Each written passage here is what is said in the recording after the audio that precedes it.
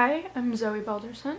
My topic is government agencies investing money into different art movements to be used as a political tool. I want to explore this topic because I became very interested in the idea when I heard of the CIA, the theory of the CIA investing money into the beginnings of the abstract expressionism movement. And when I first heard about this, I didn't know if it was true or not. This just seemed like, because throughout my years of art history I never heard of something like this, but digging in more I found out this was true. So now I'm very interested in the effects of this, and especially how it affects the legitimacy of the abstract expressionist movement, and if it compromises the movement in any way. My inquiry question is, to what extent is it ethical for the government to use art as a political tool? This question is on the third level of stasis.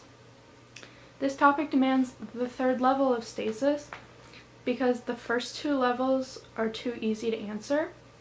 We already know that there's an existing connection between government and art. Going back to the example of the CIA using art as using abstract expressionism movement as a political tool during the Cold War. So we already have the connection established between the connection established and defined. And to answer the fourth level of stasis, we first need to determine if the government using art as a political tool is a good or bad thing, and what the consequences are before policy is determined. So that's why I think this question demands the third level of stasis. The most relevant stakeholders are the artists who are working with the government, whose careers and art is being affected by the money being put into their movement. Another stakeholder is also the artists that are not a part of this group that's having money put into it, because their careers and their movement might be compromised because they're not getting the same benefits as the other groups of artists.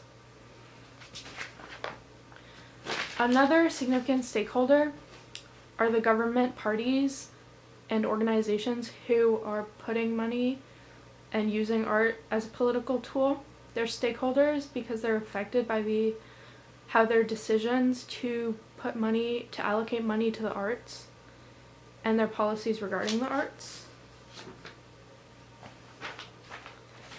So to research more in depth into this topic, I want to find out specific details about if there are any other examples of the government putting money into an art movement to use it as a political tool. Because right now I have the one example of the CIA putting money into the abstract expressionist movement, but I'm interested to see if there's other examples to strengthen my argument. And then I want opinions from art critics at the time if they were aware or had opinions on the legitimacy of the art movement, and then also opinions on how it's changed now that information regarding the connection between the CIA and the abstract expressionist movement how have opinions about the movement changed over time comparatively now that there is evidence.